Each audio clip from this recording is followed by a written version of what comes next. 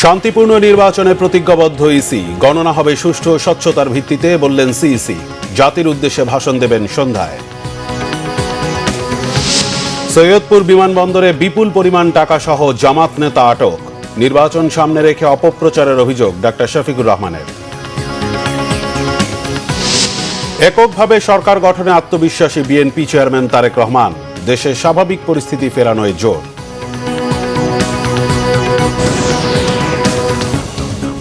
দেখছিলেন crown cement সংবাদ শিরোনাম। এবার বিস্তারিত। অবাধ, সুষ্ঠু ও নিরপেক্ষ নির্বাচনের ওয়াদা পূরণে বদ্ধপরিকর নির্বাচন কমিশন, জানিয়েছেন প্রধান নির্বাচন কমিশনার এএমএম নাসির উদ্দিন। নির্বাচনের সার্বিক প্রস্তুতি নিয়ে দেশি বিদেশি পর্যবেক্ষক ও সাংবাদিকদের উদ্দেশ্যে ব্রিফিংয়ে তিনি বলেন, নির্বাচনের স্বচ্ছতা নিশ্চিতে সব ধরনের ব্যবস্থা নেওয়া হয়েছে।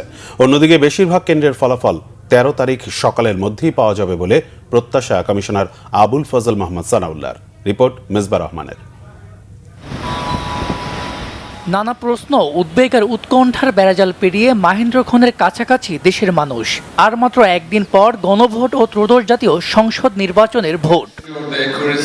নির্বাচনের সার্বিক প্রস্তুতি ও আদ্যপন্ত তুলে ধরতে বুধবার সকালে রাজধানীর একটি হোটেলে দেশি বিদেশি পর্যবেক্ষক ও সাংবাদিকদের নিয়ে সংবাদ সম্মেলন করে নির্বাচন কমিশন। এ সময় বিভিন্ন দেশের পর্যবেক্ষক ও সাংবাদিকদের প্রশ্নের উত্তর দেয় কমিশন। নির্বাচন কমিশনার আবুল ফজল মোহাম্মদ সানাউল্লাহ বলেন, একটি নির্দিষ্ট দলের অনুপস্থিতিতেও ভোটার উপস্থিতি কমবে না বলে প্রত্যাশা করেন তিনি। Over this decade and a half, the youth who have reached into their mid-30s even have never been allowed to vote. একটি নির্দিষ্ট দলের অনুপস্থিতিতেও ভোট কেন্দ্রে ভোটার উপস্থিতি কমবে না। অবশ্যই মানুষ এটা মনে রাখবে, আমাদের দেশে জুলাই গণ অভ্যুত্থান হয়েছিল। এবার গণভোট এবং জাতীয় নির্বাচনের ফলাফল একই সময়ে প্রকাশ করা হবে। ভোটের পরের দিন অর্থাৎ 13 তারিখ সকালের মধ্যে বেশিরভাগ কেন্দ্রের ফলাফল পাওয়া যাবে বলে প্রত্যাশা করছি। এর আগে প্রধান নির্বাচন কমিশনার এএম নাসির উদ্দিন বলেন, আগামীকাল জাতীয় সংসদ নির্বাচনের সব ধরনের প্রস্তুতি সম্পন্ন। সরকার, আইন শৃঙ্খলা বাহিনী সহ সকলের সহযোগিতায় এবার সুস্থ, নিরপেক্ষ, অন্তর্ভুক্তিমূলক নির্বাচন হবে বলেও প্রত্যাশা তার।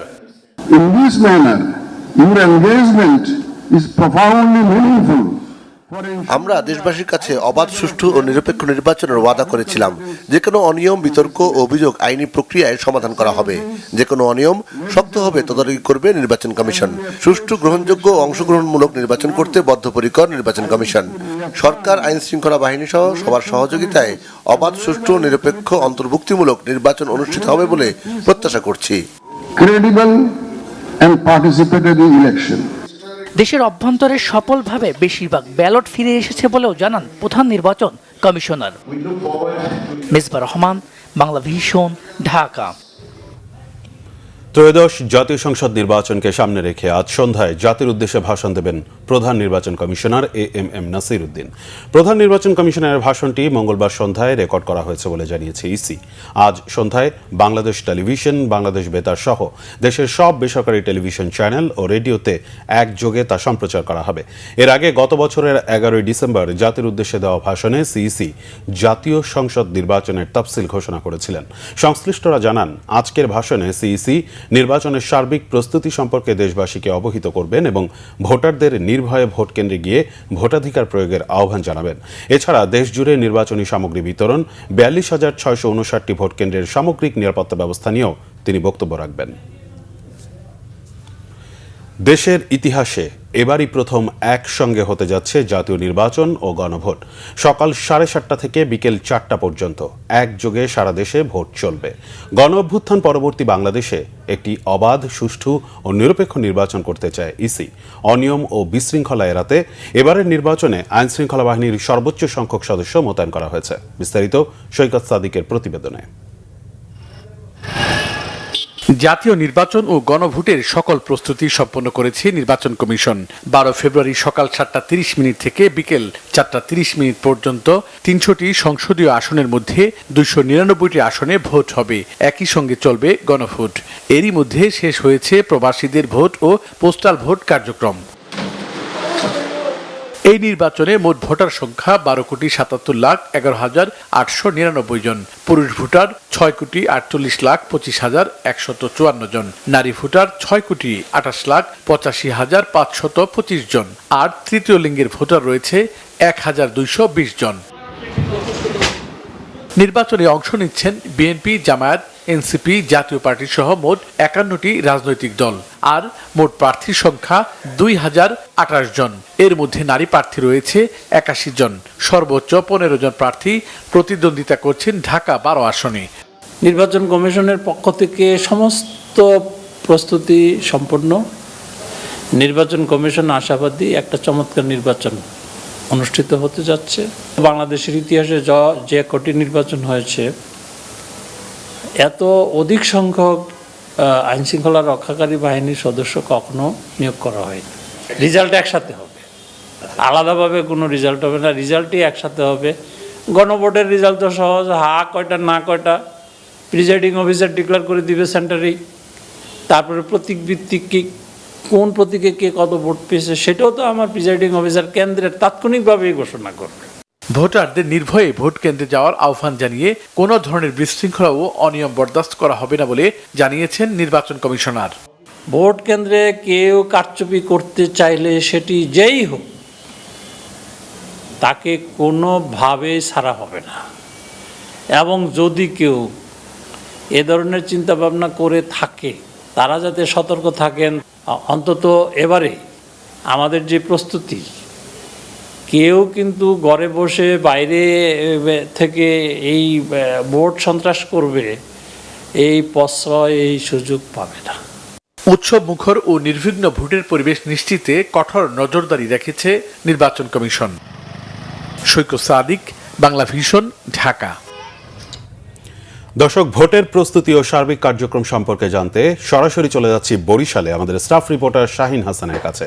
শাহিন, বরিশালে নির্বাচন ঘিরে সার্বিক পরিস্থিতি সম্পর্কে আমাদের জানান। ধন্যবাদ আপনাকে। ত্রয়োদশ জাতীয় সংসদ নির্বাচনের এখন বিকেল করিয়ে সন্ধ্যা করিয়ে রাত পোহালেই কিন্তু ত্রয়োদশ জাতীয় টাউন হল, 5 আসনের একটি কেন্দ্র টাউন হল। এই কেন্দ্রে আপনি দেখতে পাচ্ছেন এখানে কিন্তু বেঞ্চ যাচ্ছে ভিতরে, যেখানে প্রিজাইডিং অফিসার তারা বলবেন। এর বাইরে এখানে দেখবেন আইন শৃঙ্খলা বাহিনীর সদস্যরা রয়েছেন। এখানে যে গোপন কক্ষ যেটিকে বলা হয়, সেই গোপন কক্ষ অলরেডি করে দেওয়া হয়েছে, সেটি দেখতে পাচ্ছেন। এখানে কয়েকটি গোপন কক্ষ রয়েছে। ভোটারদের পাশাপাশি যারা দায়িত্ব পালন করবেন তারা বলবেন, এবং পুরোপুরি আমি বলতে পারি কেন্দ্র সম্পূর্ণ প্রস্তুত হয়ে গিয়েছে। সাধারণ মানুষ এখন ভোট দেওয়ার অপেক্ষায়। আরেকটি বিষয় জানা যাচ্ছে, তার আসলে মেহেন্দিগঞ্জের রাজীব হাসান, তিনি কিন্তু অভিযোগ করেছেন যে তার আসলে বহিরাগতদের দেখা যাচ্ছে, তিনি চাকরির আশঙ্কা করছেন।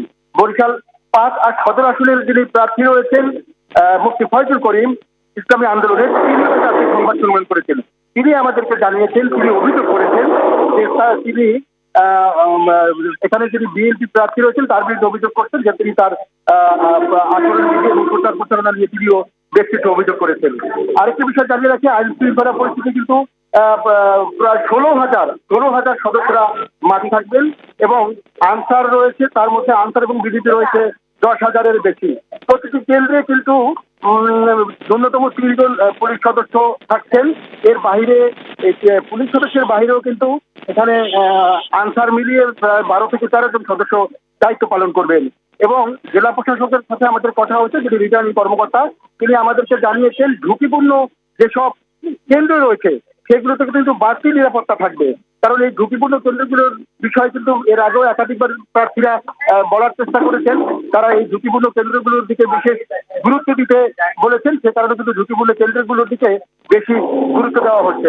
আরেকটি বিষয় জানিয়ে রাখি, সন্ধ্যায় বরিশাল সদর 5 আসনের যিনি প্রার্থী রয়েছেন অ্যাডভোকেট মুজিবুর রহমান সরোয়ার, তারও কিন্তু সংবাদ সম্মেলন করার কথা রয়েছে। এবং এখানে জামায়াত ইসলামের যিনি প্রার্থী রয়েছেন বরিশাল 1 গৌরনদী আসনের, তিনিও কিন্তু অভিযোগ করছেন। সেখানে যে স্বতন্ত্র প্রার্থী রয়েছেন ইঞ্জিনিয়ার আব্দুল সোবাহান, তিনিও কিন্তু অভিযোগ করছেন। এবং তাদের মারধরের অভিযোগের কারণে কিন্তু বরিশাল ১ বরনদী আসনের যিনি বিএনপি প্রার্থী রয়েছেন তাকে কিন্তু নির্বাচন কমিশন থেকে ইতিমধ্যে শোকজ করা হয়েছে। মোট ৮ জনকে ওই জহিরুদ্দিন স্বপন সহ মোট ৮ জনকে শোকজ করা হয়েছে। এর বাহিরে কিন্তু নির্বাচনী পরিবেশ কিন্তু এর বাইরে আর তেমন কোনো অভিযোগ নেই, তবে উৎসবমুখর কিন্তু পরিবেশ বিরাজ করছে। সাধারণ ভোটাররা কিন্তু মুখিয়ে আছে কখন তারা ভোট দেবেন, কখন তারা তাদের এই ১৭ বছরের যে প্রতীক্ষা সে প্রতীক্ষার অবসান ঘটাবেন। তো এই ছিল আমার কাছে বরিশাল থেকে নির্বাচনে সবশেষ খবর। শাহিন, আপনাকে অসংখ্য ধন্যবাদ। আমরা পরবর্তীতে আবারও যুক্ত হব আপনার সাথে। দর্শক সহকর্মী শাহিন হাসান যুক্ত ছিলেন আমাদের সাথে বরিশাল থেকে, জানাচ্ছিলেন সেখানকার নির্বাচনের প্রস্তুতির সর্বশেষ খবরাখবর। দর্শক, এই মুহূর্তে ভোটের প্রস্তুতি ও সার্বিক কার্যক্রম জানতে আমরা সরাসরি চলে যাচ্ছি চট্টগ্রামে। সেখানে রয়েছেন আমাদের সহকর্মী শাহেদা পিয়া। পিয়া, চট্টগ্রামে নির্বাচনকে ঘিরে সর্বশেষ পরিস্থিতি আমাদের জানাবেন। শফিক, সকাল থেকেই আসলে জানাচ্ছিলাম চট্টগ্রামের যে ১৬টি সংসদীয় আসন রয়েছে সেই আসনগুলোতে আগামীকালকে যে ত্রয়োদশ জাতীয় সংসদ নির্বাচন অনুষ্ঠিত হতে যাচ্ছে তার সর্বশেষ অবস্থা। তো তারই ধারাবাহিকতা এখন আপনাকে জানাই যে আমি এই মুহূর্তে আছি চট্টগ্রামের এমএ আজিজ স্টেডিয়ামে, যেখান থেকে আসলে গতকালকে থেকেই মূলত নির্বাচনী যে সরঞ্জাম, ব্যালট বক্স এবং যে নির্বাচনী অন্যান্য যে উপকরণ রয়েছে সেগুলো আসলে বিভিন্ন উপজেলার যে ভোট কেন্দ্রগুলো রয়েছে সেখানে পাঠানো হচ্ছে। এবং আজকে দেখেছি আমরা যে চট্টগ্রাম মহানগরীতে যে ভোট কেন্দ্রগুলো রয়েছে সেই কেন্দ্রগুলোতে আসলে নির্বাচনী সরঞ্জাম এবং ব্যালট বাক্সগুলো পাঠানো হয়েছে। এবং আপনারা দেখতে পাচ্ছেন যে এখন আসলে যে বুথগুলো এখানে স্থাপন করা হয়েছিল সেগুলো আসলে এখন একেবারে চুপচাপ। এখানে একটু আগে কিন্তু এই প্রক্রিয়াটি শেষ হয়েছে, নির্বাচনী সরঞ্জাম নিয়ে কিন্তু বিভিন্ন ভোট কেন্দ্রে কিন্তু চলে গেছেন। আরেকটি বিষয় জানিয়ে রাখি যে নিরাপত্তার বিষয়টি বারবার বলা হচ্ছিল যে আমরা অন্যান্য যে জাতীয় সংসদ নির্বাচনগুলো দেখেছি সেখানে কিন্তু যেরকম নিরাপত্তা আমরা দেখতে পেয়েছি তার চেয়ে কিন্তু এবারের যে ত্রয়োদশ জাতীয় সংসদ নির্বাচন সেই নির্বাচনে কিন্তু আমরা দেখছি অনেক বেশি নিরাপত্তা নিশ্চিত করা হয়েছে। আইন শৃঙ্খলা বাহিনীর সদস্যরা সতর্ক অবস্থানে রয়েছে, র্যাব, বিজিবি, পুলিশের পাশাপাশি কিন্তু আমরা সেনাবাহিনীর টহলও দেখতে পেয়েছি চট্টগ্রাম মহানগরী এবং বিভিন্ন উপজেলায়। আমরা খবর নিয়েছি যে সেখানে আসলে গুরুত্বপূর্ণ যে মোড়গুলো রয়েছে বা যে প্রবেশ মুখগুলো রয়েছে সেখানে কিন্তু সেনাবাহিনী এবং বিজিবি, র্যাবের যে টহল দল রয়েছে তারা কিন্তু তল্লাশি করছে। যে কোনো সন্দেহভাজন ব্যক্তি বা সন্দেহজনক কোনো গাড়ি দেখলে কিন্তু তারা সেটি তল্লাশি করছেন। আরেকটি বিষয় জানিয়ে রাখি যে চট্টগ্রামের যে 16টি আসন রয়েছে সেই 16টি আসনের মধ্যে আসলে 10টি আসন চট্টগ্রাম জেলায় এবং 3টি আসন চট্টগ্রাম মহানগরীতে এবং বাকি 3টি আসন হচ্ছে চট্টগ্রাম নগরীর কিছু অংশ এবং চট্টগ্রাম জেলার কিছু অংশ নিয়ে বাকি 3টি আসন। এই মোট 16টি আসনে চট্টগ্রামে 66,82,517 জন ভোটার রয়েছে, যার মধ্যে প্রায় 34 লাখ পুরুষ ভোটার এবং প্রায় 32 লাখ নারী ভোটার রয়েছেন এবং তৃতীয় লিঙ্গের ভোটার রয়েছেন মোট 70 জন। তো আসলে বলা চলে যে নির্বাচনকে কেন্দ্র করে যে প্রশাসন এর যে সার্বিক পরিস্থিতি সেটি আসলে একেবারে প্রস্তুতি একেবারেই পুরোদমে শেষ হয়েছে। এখন শুধুমাত্র ক্ষণগণনা, রাত পোহালেই ত্রয়োদশ জাতীয় সংসদ নির্বাচন। সবারই আসলে চেষ্টা, কোনো ত্রুটি নেই। আমরা দেখতে পাচ্ছি যে নির্বাচনকে সুষ্ঠু এবং নির্বিঘ্ন করতে যত ধরনের প্রস্তুতি দরকার সেগুলো কিন্তু প্রশাসন এবং আইন শৃঙ্খলা বাহিনীর পক্ষ থেকে নেওয়া হয়েছে এবং ভোটাররাও কিন্তু মুখিয়ে আছেন যে তারা তাদের ভোটাধিকার প্রয়োগ করবেন এবং যে যার পছন্দের প্রার্থীকে তারা জনপ্রতিনিধি হিসেবে নির্বাচিত করবেন, এরকমটাই আসলে ভোটাররা বলছেন। তো আগামীকাল ভোটের পরিবেশ সুষ্ঠু এবং নির্বিঘ্ন থাকবে সেটি আসলে প্রত্যাশা করছেন ভোটাররা এবং তারা বলছেন যে যেহেতু বিগত কয়েকটি নির্বাচনে তিক্ত অভিজ্ঞতা রয়েছে যে ভোটাররা তাদের ভোটাধিকার প্রয়োগ সেভাবে করতে পারেনি, সেক্ষেত্রে এবারের যে জাতীয় ত্রয়োদশ সংসদ নির্বাচন এই নির্বাচনে তারা ভোটাধিকার প্রয়োগ করে তাদের নিজেদের পছন্দের প্রার্থী তারা নির্বাচিত করতে পারবেন, এরকমটি প্রত্যাশা তারা করছেন। আরেকটি বিষয় জানিয়ে রাখি যে চট্টগ্রাম যেহেতু ঢাকার পরপরই একটি গুরুত্বপূর্ণ জেলা এবং এটি বাণিজ্যিক রাজধানী, সেই জন্য কিন্তু এখানে কিন্তু নিরাপত্তাকে ঢেলে সাজানো হয়েছে। যে চট্টগ্রামের যে 16টি আসন এই 16টি আসনে 1965টি ভোট কেন্দ্র প্রস্তুত করা হয়েছে, যার মধ্যে কিন্তু বলা হচ্ছে যে চট্টগ্রামে 653টি ভোট কেন্দ্র গুরুত্বপূর্ণ এবং বা ঝুঁকিপূর্ণ হিসেবে এগুলোকে চিহ্নিত করা হয়েছে। এর মধ্যে 310টি ভোট কেন্দ্র পড়েছে চট্টগ্রাম মহানগরীতে এবং 343টি ভোট কেন্দ্র পড়েছে চট্টগ্রাম জেলায়। তো এই যে ঝুঁকিপূর্ণ যে কেন্দ্রগুলো রয়েছে সেই কেন্দ্রগুলোকে কিন্তু ঘিরে ব্যাপক নিরাপত্তা ব্যবস্থা জোরদার করা হয়েছে। অন্যান্য যে সাধারণ যে কেন্দ্রগুলো রয়েছে সেই কেন্দ্রগুলোর তুলনায় ঝুঁকিপূর্ণ বা অধিক গুরুত্বপূর্ণ যে কেন্দ্রগুলো সেই কেন্দ্রগুলোতে আইন শৃঙ্খলা রক্ষাকারী বাহিনীর সংখ্যাও কিন্তু বৃদ্ধি করা হয়েছে। আর জেলা প্রশাসক এবং এই নির্বাচনে যিনি রিটার্নিং কর্মকর্তা তিনি যেটি বলছেন যে তারা তাদের সার্বিক প্রস্তুতি তারা সম্পন্ন করেছেন এবং যে কোনো ধরনের ভোট কেন্দ্রে যে কোনো ধরনের অনাকাঙ্ক্ষিত বা অপ্রীতিকর পরিস্থিতি যদি তৈরি হয় সেক্ষেত্রে তাদের স্ট্রাইকিং ফোর্স এবং রিজার্ভ ফোর্স রয়েছে, তারা তৎক্ষণাৎ মুভ করবেন। এবং আমরা দেখি দেখেছি যে 115 জন নির্বাহী ম্যাজিস্ট্রেট কিন্তু নিয়োগ দেওয়া হয়েছে চট্টগ্রামের 16টি আসনে। তো সব মিলিয়ে আসলে বলা চলে যে চট্টগ্রামের যে 16টি আসনে নির্বাচন হচ্ছে, আগামীকালকে ত্রয়োদশ সংসদে যে ভোট গ্রহণ হবে সেটি আসলে সার্বিকভাবে বলা চলে। আপনাকে অসংখ্য ধন্যবাদ। আমরা পরবর্তীতে আবারও সর্বশেষ খবরের জন্য যুক্ত হব আপনার সাথে। দর্শক, চট্টগ্রাম থেকে আমাদের প্রতিনিধি শাহেদা পিয়া জানাচ্ছিলেন সেখানকার নির্বাচনের সর্বশেষ খবরাখবর। দর্শক, এই মুহূর্তে নির্বাচনের সংবাদ সংগ্রহ করতে সিরাজগঞ্জে আছেন আমাদের বিশেষ প্রতিনিধি রোকনুজ্জামান। সরাসরি কথা বলছি তার সাথে। রোকন, ভোট উৎসবে যোগ দিতে বাড়ির পথে রয়েছে মানুষ, মহাসড়কগুলোর কি অবস্থা দেখছেন আপনি? আচ্ছা, আমি এখন একটু আগেই যমুনা বহুমুখী সেতু পার হলাম। এই যমুনা সেতু পার হওয়ার পরে আসলে পুরো হাইওয়ে ধরেই যে রাস্তাটি উত্তরবঙ্গের দিকে চলে গেছে, সেই উত্তরবঙ্গে আমি আপনাকে একটু দেখাতে পারি যে আমার ডান দিকে যদি দেখেন যে এই যে ধরেন মহাসড়কের অবস্থা, অর্থাৎ একটু পরপর হয়তো একটি দূরপাল্লার বাস আসছে এবং পুরো রাস্তায় কিন্তু এখন একটি মহাসড়কের পাশে দাঁড়িয়ে আছে, কিন্তু সুনসান অবস্থা বিরাজ করছে। অর্থাৎ মূলত হচ্ছে যে উত্তরবঙ্গ জুড়ে যে 4 দিনের দীর্ঘ ছুটিতে এবং এই ভোট দিতে আসলে সব লোকজনই এখন গ্রামের বাড়িতে পৌঁছে গেছেন এবং এই গ্রামের বাড়িতে পৌঁছে যাওয়ার মধ্যে দিয়ে আসলে এই পুরো ভোট উৎসবটি একটি অন্যরকম উৎসবে পরিণত হতে যাচ্ছে। আমি আপনাকে এই মহাসড়কের পাশেই আসলে মানুষজন যে উত্তরবঙ্গের লোকজন বাড়িতে ফিরে কি উৎসবের মধ্যে মেতেছে, এবং আমি পাশেই দেখাবো একটি মাছ ধরার উৎসব চলছে এখানে। এই রকম আসলে একটি উৎসবমুখর পরিবেশ বিরাজ করছে সিরাজগঞ্জের নির্বাচনকে কেন্দ্র করে। নির্বাচনের সমস্ত, আপনি জানেন যে আগামীকালই সেই ভোট গ্রহণটি হবে। সিরাজগঞ্জে 6টি সংসদীয় আসন রয়েছে এবং 6টি সংসদীয় আসনের মধ্যে জানেন যে ঠিক এই যমুনা ব্রিজ পার হইলেই যে আসনটি এই সদরের একটি অংশ এবং সাজাদপুরের অংশটি নিয়ে যে রয়েছে সেটি যে বিএনপির স্থায়ী কমিটির সদস্য সুলতান মাহমুদ টুকুর আসন। এই আসনে তিনি নির্বাচন করছেন বিএনপি দল থেকে এবং একইভাবে এই আসনে অন্যতম তার প্রতিদ্বন্দ্বী হিসেবে নির্বাচনে রয়েছেন জামাতের প্রার্থী এবং জামাত জেলা আমির সে। এবং একইভাবে কিন্তু সিরাজগঞ্জের 6টি আসনই কিন্তু আমরা দেখছি যে 6টির মধ্যে 5টিতেই জামাত তাদের শক্ত প্রতিদ্বন্দ্বী গড়ে তুলছে বিএনপির বিরুদ্ধে। আপনি জানেন যে সিরাজগঞ্জের এবার 6টি আসনেও বিএনপির প্রার্থীদের শক্ত অবস্থান রয়েছে এবং তার বিরুদ্ধে সাথে 5টিতেই মোটামুটি হাড্ডাহাড্ডি লড়াই হচ্ছে জামাতের সাথে। এবং অন্য যে আসন পুরো টোটাল অবস্থাটি এখন পর্যন্ত বিরাজ করছে, আমরা দেখতে পাচ্ছি যে পুরো সিরাজগঞ্জ জুড়েই কিন্তু তেমন কোনো সহিংসতার এখন পর্যন্ত আশঙ্কা আমরা শুনি নাই ভোটারদের মুখে, প্রার্থীর এজেন্টদের মুখে এবং আইন শৃঙ্খলা পরিস্থিতির মুখেও আমরা কিন্তু তেমন কোনো সহিংসতার খবর এখন পর্যন্ত বা কোনো উত্তপ্ত পরিস্থিতি বা কোনো ধরনের উত্তেজনার খবরও পাইনি। মূলত ভোট যে উৎসব এবং সুষ্ঠু প্রতিযোগিতা, সেই পুরো প্রচারণা জুড়েই সেই পরিবেশ বজায় ছিল। এবং যদিও প্রার্থীদের মধ্যে জামাত এবং বিএনপির প্রার্থীদের মধ্যে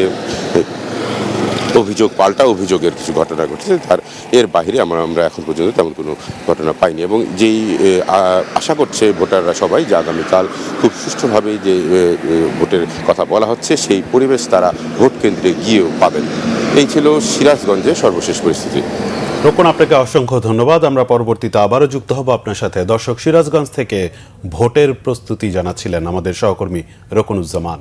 নীলফামারীর সৈয়দপুর বিমানবন্দর থেকে বিপুল পরিমাণ টাকা সহ ঠাকুরগাঁও জেলা জামাতের আমির বেলাল উদ্দিনকে আটক করেছে আইন শৃঙ্খলা বাহিনী। সকাল 11:30টায় ঢাকা থেকে ইউএস বাংলার একটি ফ্লাইটে সৈয়দপুর বিমানবন্দরে পৌঁছলে তাকে আটক করা হয়। বিমানবন্দর সূত্র জানায়, নিয়মিত নিরাপত্তা তল্লাশির অংশ হিসেবে যাত্রীদের দেহ ও লাগেজ পরীক্ষা করা হচ্ছিল। এ সময় বেলাল উদ্দিনের কাছে অস্বাভাবিক পরিমাণ নগদ টাকা পাওয়া গেলে নিরাপত্তা কর্মীদের সন্দেহ হয়। জিজ্ঞাসাবাদে টাকার উৎস ও বহনের উদ্দেশ্য সম্পর্কে সন্তোষজনক ব্যাখ্যা দিতে না পারায় পুলিশ তাকে আটক করে।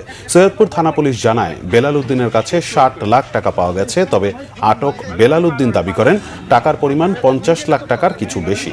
ব্যক্তিগত ও ব্যবসায়িক প্রয়োজনে তিনি ওই অর্থ বহন করছিলেন। পরে অসুস্থ হয়ে পড়লে সৈয়দপুর হাসপাতালে পাঠানো হয় তাকে। কলেজের শিক্ষক আপনি? আচ্ছা, কত টাকা আছে এখানে আপনার লাগেজে? এখানে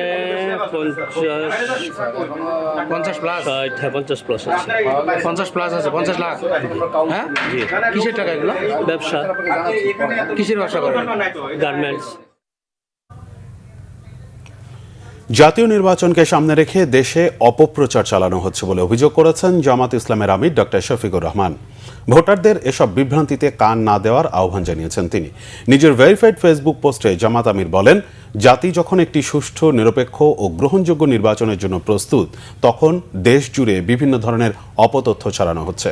তিনি দাবি করেন, জামাতের জনপ্রিয়তা ও জনসমর্থনে ভীত হয়ে একটি গোষ্ঠী ভোটারদের বিভ্রান্ত করতেই এসব অপচেষ্টা চালাচ্ছে। দেশবাসীকে এসব অপপ্রচারে গুরুত্ব না দেওয়ার আহ্বান জানিয়েছেন ডক্টর শফিকুর রহমান। এ সময় ভোটকে নাগরিকের অধিকার ও পবিত্র দায়িত্ব উল্লেখ করে সবাইকে নিজ নিজ পছন্দের প্রার্থী ও প্রতীকে ভোট দেওয়ার আহ্বান জানান তিনি। এদিকে সৈয়দপুর বিমানবন্দরে প্রশাসন উদ্দেশ্যমূলকভাবে জামাত নেতা বেলাল উদ্দিনকে আটক করেছে বলে অভিযোগ করেছে জামাত ইসলাম। দলটির কেন্দ্রীয় কার্যালয়ে জরুরি সংবাদ সম্মেলনে দাবি করা হয়, ঢাকা বিমানবন্দর থেকে ঠাকুরগাঁও জামাতের আমিরকে টাকা বহন করার অনাপত্তিপত্র দেওয়া হয়েছিল। এ সময় আইনশৃঙ্খলা বাহিনীর একটি অংশের সহায়তায় মিডিয়া ট্রায়ালের মাধ্যমে জামাতের সুনাম ক্ষুণ্ণ করা হচ্ছে বলে অভিযোগ করা হয়। প্রশাসনের একটা অংশ যে কোনোভাবেই হোক, যে কোনো কারণে হোক, তার একদিকে হেলে পড়েছেন। একটা দলকে অন্যায়ভাবে, অন্যায্যভাবে তারা বিভিন্ন সুযোগ সুবিধাগুলো দিয়ে নির্বাচনের পরিবেশ নষ্ট করছেন। এয়ারপোর্টের মতো একটা রেস্ট্রিক্টেড এরিয়াতে, যেখানে খুবই লিমিটেড মানুষের চলাফেরা, সেখানে একটা নাটক সাজানো হয়েছে যে তিনি এই টাকা নিয়ে যাচ্ছেন এবং এটার বিভিন্ন অর্থ করার জন্য বিভিন্ন ধরনের বলা হচ্ছে, নিউজ করা হচ্ছে। এদিকে চাঁপাইনবাবগঞ্জেও কিছু জামাত কর্মীর বিরুদ্ধে ভোট কেনার অভিযোগ উঠেছে। মঙ্গলবার গভীর রাতে জেলার শিবগঞ্জ উপজেলার দাইপুখুরিয়া ইউনিয়নের চাকলা গ্রামের ডুবনিপাড়া এলাকায় এ ঘটনার একটি ভিডিও সামাজিক যোগাযোগ মাধ্যমে ছড়িয়ে পড়েছে। জামাতের পক্ষ থেকে বিষয়টি অস্বীকার করা হয়েছে।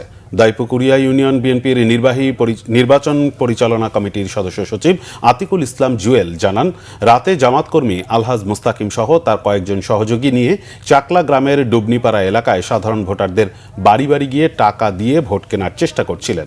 এ সময় স্থানীয় জনতা বিষয়টি টের পায়।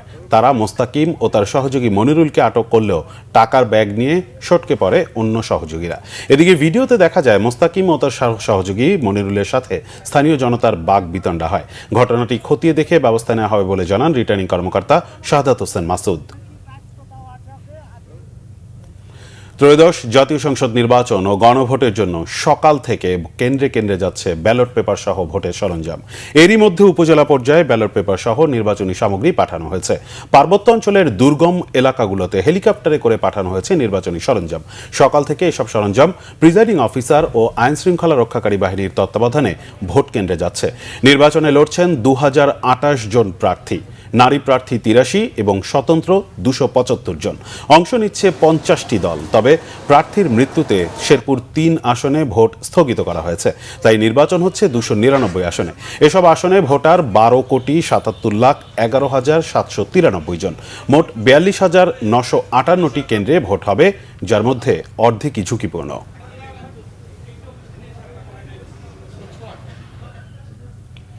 ত্রয়োদশ জাতীয় সংসদ নির্বাচনে জনগণের সমর্থনে এককভাবে সরকার গঠনের আশাবাদ জানিয়েছেন BNP chairman Tarique Rahman. AFP আর ডয়েচে ভেলেকে দেয়া সাক্ষাৎকারে তিনি বলেছেন, রাজনৈতিক স্থিতিশীলতা ফেরাতে গুরুত্ব দেওয়া হবে আইন শৃঙ্খলা পরিস্থিতি নিয়ন্ত্রণের দিকে।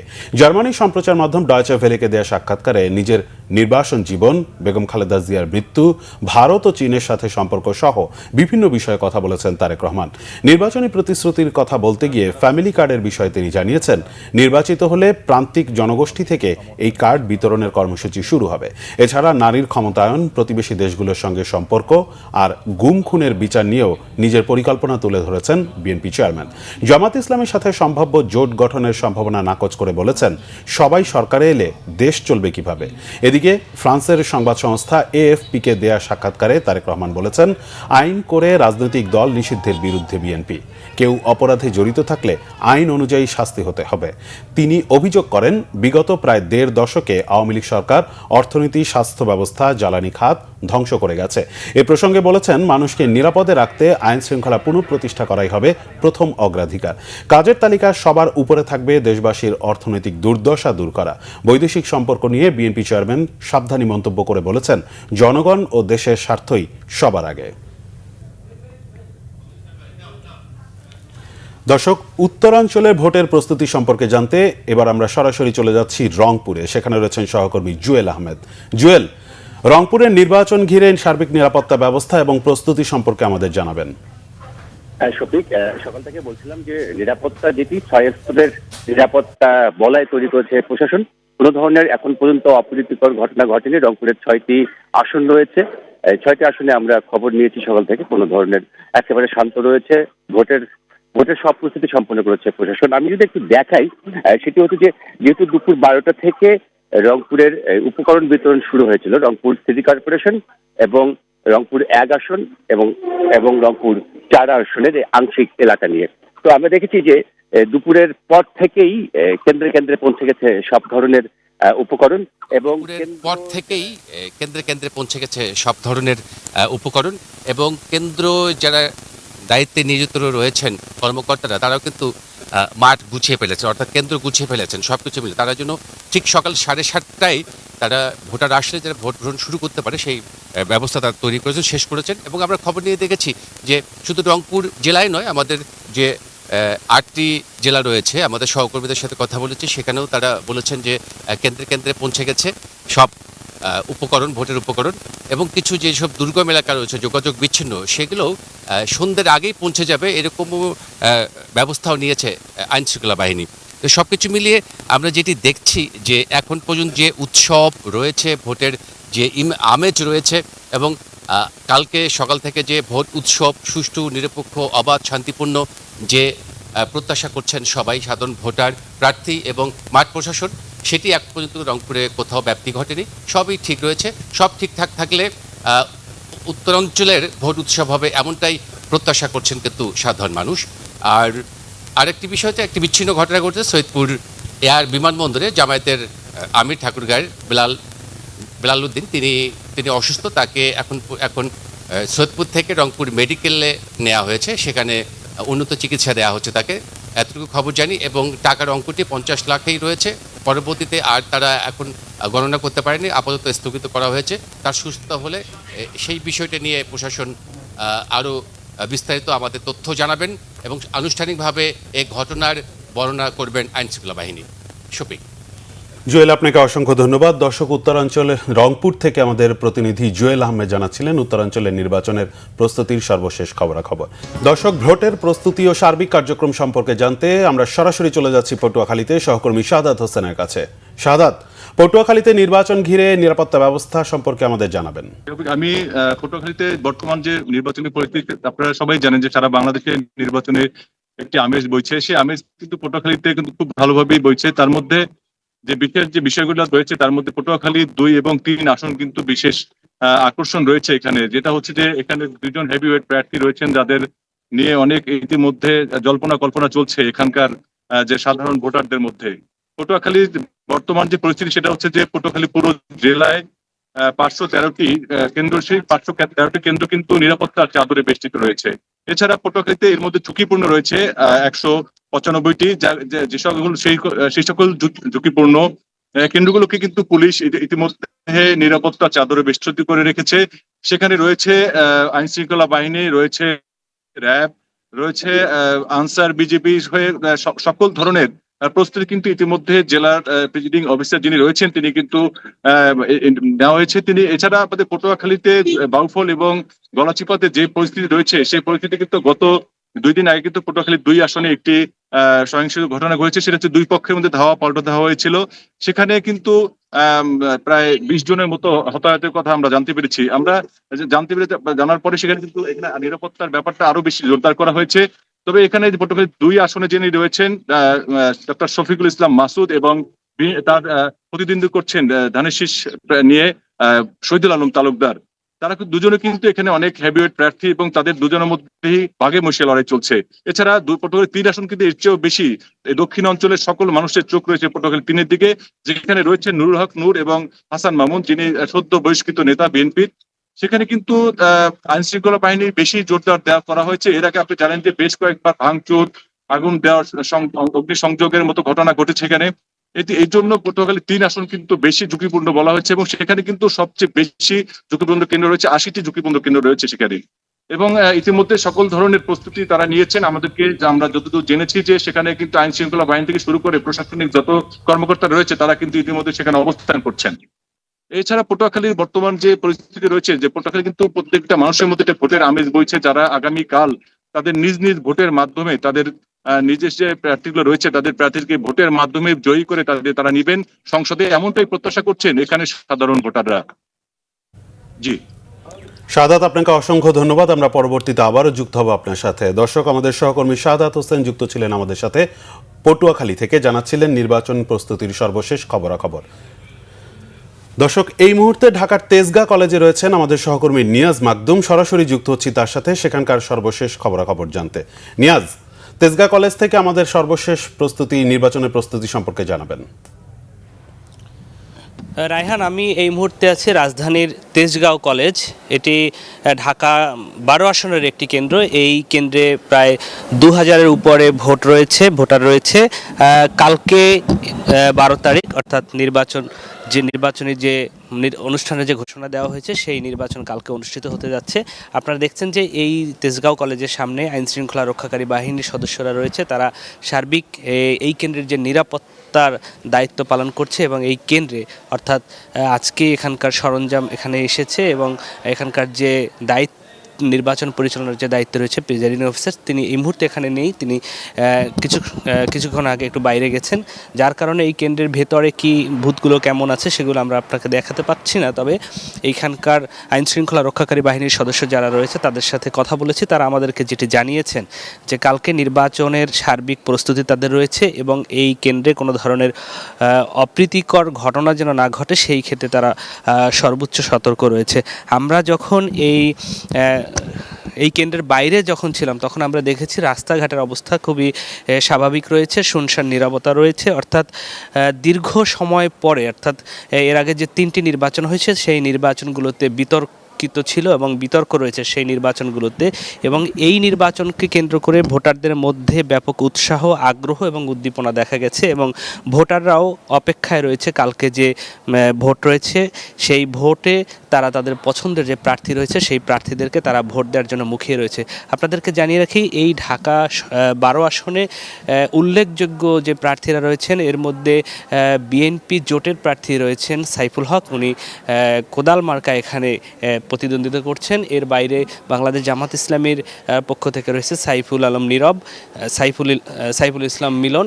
এছাড়া বিএনপির একজন স্বতন্ত্র প্রার্থী রয়েছে, তার নাম হচ্ছে সাইফুল আলম নীরব। এই 3 জন এইখানে বেশ প্রতিদ্বন্দ্বিতা করছেন এবং এখানকার ভোটারদের সাথে কথা বলে আমরা যেই বিষয়টি জেনেছি সেটা হলো এখানে ত্রিমুখী লড়াইয়ের একটা আভাস পাওয়া গেছে।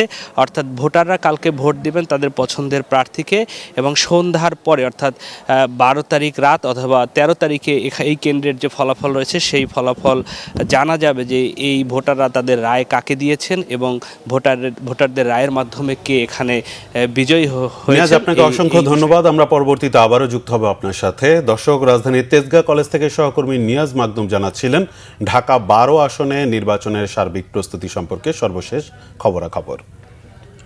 সুষ্ঠু ভোট আয়োজনে এবার ব্যাপক কঠোর করা হয়েছে নির্বাচনী কর্মকর্তাদের আচরণবিধি সংক্রান্ত আইন।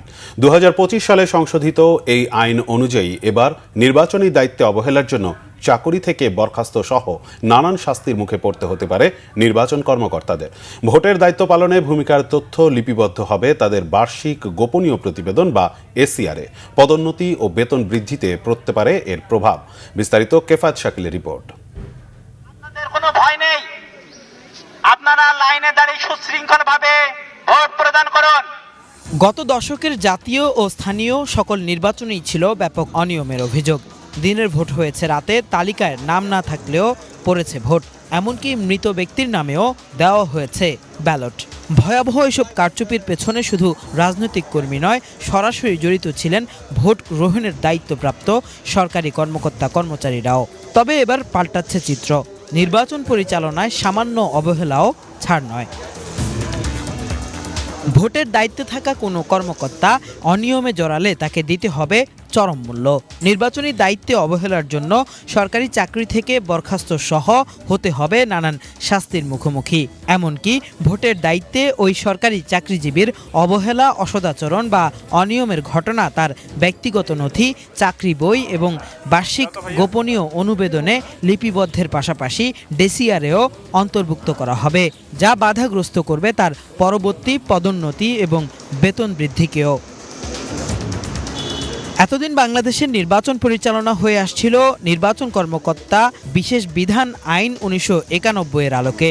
এবার সেটিকে অধিকতর সংশোধন করে নির্বাচন কর্মকর্তা বিশেষ বিধান সংশোধন অধ্যাদেশ 2025 নামে নতুন একটি অধ্যাদেশ জারি করেছে সরকার। এই অধ্যাদেশে কঠোর করা হয়েছে নির্বাচনের দায়িত্বে অবহেলাকারী কর্মকর্তা, কর্মচারী ও আইনশৃঙ্খলা বাহিনীর শাস্তির বিধান। অধ্যাদেশে বলা হয়েছে, কোনো নির্বাচন কর্মকর্তা অর্থাৎ প্রিজাইডিং অফিসার, সহকারী প্রিজাইডিং অফিসার, পোলিং অফিসার বা আইন প্রয়োগকারী সংস্থার সদস্য ইচ্ছাকৃতভাবে কমিশন বা রিটার্নিং অফিসারের আদেশ বা নির্দেশ পালনে ব্যর্থ হলে বা অস্বীকৃতি জানালে বা নির্বাচন সংক্রান্ত কোনো আইনের বিধান ইচ্ছাকৃতভাবে লঙ্ঘন করলে অথবা কর্তব্যে অবহেলা করলে তা অসদাচরণ হিসাবে গণ্য হবে। এই অসদাচরণের জন্য নিয়োগকারী কর্তৃপক্ষ তাকে চাকরি থেকে অপসারণ বা বরখাস্ত করতে পারবে, বাধ্যতামূলক অবসর প্রদান করতে পারবে, পদোন্নতি করতে পারবে অথবা তার পদোন্নতি বা বেতন বৃদ্ধি অনধিক 2 বছরের জন্য স্থগিত করতে পারবে। এছাড়াও কমিশন চাইলে তাকে চাকরি থেকে অনধিক 2 মাসের জন্য সাময়িকভাবে বরখাস্ত করতে পারবে। নতুন এই অধ্যাদেশে বলা হয়েছে, অধ্যাদেশটি লঙ্ঘনও অপরাধ হিসাবে গণ্য হবে। এতে সর্বোচ্চ 1 বছরের কারাদণ্ড বা 1 লাখ টাকা অর্থদণ্ড বা উভয় দণ্ডের বিধান রাখা হয়েছে। আর কমিশনের আদেশ অমান্য করলে সর্বোচ্চ 5 বছর এবং ন্যূনতম 1 বছরের কারাদণ্ড অথবা অর্থদণ্ড বা উভয় দণ্ড হতে পারে। এ বিষয়ে সরকার ও নির্বাচন কমিশনের মধ্যে কোনো মতবিরোধ দেখা দিলে নির্বাচন কমিশনের সিদ্ধান্তই প্রাধান্য পাবে বলে অধ্যাদেশ উল্লেখ করা হয়েছে। এবারের নির্বাচনের প্রতিটি ভোট কেন্দ্রে সিসি ক্যামেরার ব্যবস্থা থাকায় এসব অনিয়ম ঢেকে রাখা যাবে না বলে মনে করেন বিশেষজ্ঞরা। তাই সরকারি চাকরিজীবীদের এবারের নির্বাচনে সচেতনভাবে দায়িত্ব পালনের পরামর্শ দিয়েছেন বিশ্লেষকরা। কিফায়েত শাকিল, বাংলা ভিশন, ঢাকা। দর্শক, এই মুহূর্তে গুলশানে বিএনপির নির্বাচন পরিচালনা কমিটির অফিসে সরাসরি বক্তব্য রাখছেন বিএনপি চেয়ারম্যানের উপদেষ্টা মাহদি আমিন। সরাসরি চলে যাচ্ছি সেখানে। মতামতের উপর আস্থা রাখতে, শ্রদ্ধা জানাতে এই নির্বাচনে আরো একটি গুরুত্বপূর্ণ বিষয় মীমাংসিত হওয়ার আছে। বাংলাদেশের নারীরা শিক্ষা প্রতিষ্ঠান, কর্মক্ষেত্র, পরিবার ও সমাজে কতটা সম্মান এবং মর্যাদার সাথে প্রতিষ্ঠিত হবেন। কর্মঘণ্টা সীমিত করার মধ্য দিয়ে মনোনয়ন বঞ্চিত করে উপর্যুপরি নারীদের অমর্যাদাকর এবং অশালীন সম্বোধন করে নারী সমাজে যে অবমাননার চিত্র একটি নির্দিষ্ট রাজনৈতিক দল প্রতিষ্ঠিত করার চেষ্টা করছে, এই নির্বাচন সেই অন্যায়ের প্রতিবাদ জানানোর একটি অপূর্ব সুযোগ। বিএনপি চেয়ারম্যান জনাব তারেক রহমান সমাজে নারীদের এই অধিকার প্রতিষ্ঠার প্রত্যয়ে প্রতিজ্ঞাবদ্ধ। আর তাই বিএনপির পক্ষ থেকে সকল গণতন্ত্রকামী রাজনৈতিক দলের প্রতি আমরা আহ্বান জানাই, আসুন সহিংসতা নয়, সবাই শান্তিপূর্ণ নির্বাচনের পরিবেশ নিশ্চিত করি, বজায় রাখি পারস্পরিক সহাবস্থান ও সৌহার্দ্য। সকল ধরনের কারচুপি বা জালিয়াতি রুখে দিয়ে নির্বাচনের যে উৎসমুখর স্বতঃস্ফূর্ত পরিবেশ আজকের গণ আকাঙ্ক্ষা, সেটিকে বাস্তবায়ন করা প্রতিটি রাজনৈতিক দলের দায়িত্ব। এই নির্বাচন কেবল ভোটের অধিকার নয়, এই নির্বাচন দেশের প্রতিটি নাগরিকের অধিকার এবং স্বাধীনতা প্রতিষ্ঠার লড়াই। এই নির্বাচন শহীদ এবং গুম হওয়া প্রতিটি সন্তানের মায়ের প্রত্যাশিত বাংলাদেশ গড়ে তুলবার সংকল্প। এই নির্বাচন আমাদের দেশের স্বাধীনতা ও সার্বভৌমত্ব রক্ষার প্রতীক। আমরা বিশ্বাস করি নেতিবাচক রাজনীতি নয়, ইতিবাচক, জনসম্পৃক্ত ও গণমুখী রাজনীতির ভিত্তি হতে পারে যে নির্বাচন, আগামীকাল তার মাধ্যমে রাষ্ট্রীয় মালিকানা জনগণের কাছে ফেরত আসবে ইনশাআল্লাহ। বাংলাদেশের প্রতিটি নাগরিককে আমরা আহ্বান জানাই, আপনারা কাল সকালে যত দ্রুত সম্ভব ভোট কেন্দ্রে আসুন। এই নির্বাচনে বিজয় হোক বাংলাদেশের, এই নির্বাচনে বিজয় হোক বাংলাদেশের মানুষের। নির্বাচন পরিচালনার সাথে সংশ্লিষ্ট প্রতিটি রাষ্ট্রীয় প্রতিষ্ঠানের সদস্য ও গণতন্ত্রকামী মানুষের প্রতি বিনীত আহ্বান জানাই, আপনারা দেশ ও দেশের মানুষের জন্য গণতন্ত্র ও ভোটাধিকার প্রতিষ্ঠার পক্ষে থাকুন। একটি অবাধ, সুষ্ঠু ও গ্রহণযোগ্য নির্বাচনই নিশ্চিত করবে জনগণের ঐক্য, প্রতিষ্ঠা করবে জনগণের সেই রাষ্ট্রীয় মালিকানা। দেশব্যাপী বিএনপির অপ্রতিরোধ্য জনপ্রিয়তা জোয়ারে আমরা সবাই সামিল হই। গণতন্ত্র রক্ষার প্রমাণিত শক্তি বিএনপির এই অবশ্যম্ভাবী বিজয়ের মিছিলে সবাইকে স্বাগতম। আজকের এই সংবাদ সম্মেলনে উপস্থিত হয়ে ধৈর্য সহকারে আমার বক্তব্য শুনেছেন, কিছুটা বিলম্বিত হয়েছে, তার জন্য ধন্যবাদ এবং কৃতজ্ঞতা জ্ঞাপন করছি। সবাইকে আসসালামু আলাইকুম। দর্শক, আমরা যুক্ত ছিলাম বিএনপির নির্বাচন পরিচালনা কার্যালয়ে গুলশানে, যেখানে বক্তব্য রাখছিলেন বিএনপি চেয়ারম্যানের উপদেষ্টা মাহদি আমিন। এই ছিল এখনকার মতো। পরের সংবাদ দেখার আমন্ত্রণ রইল। ধন্যবাদ।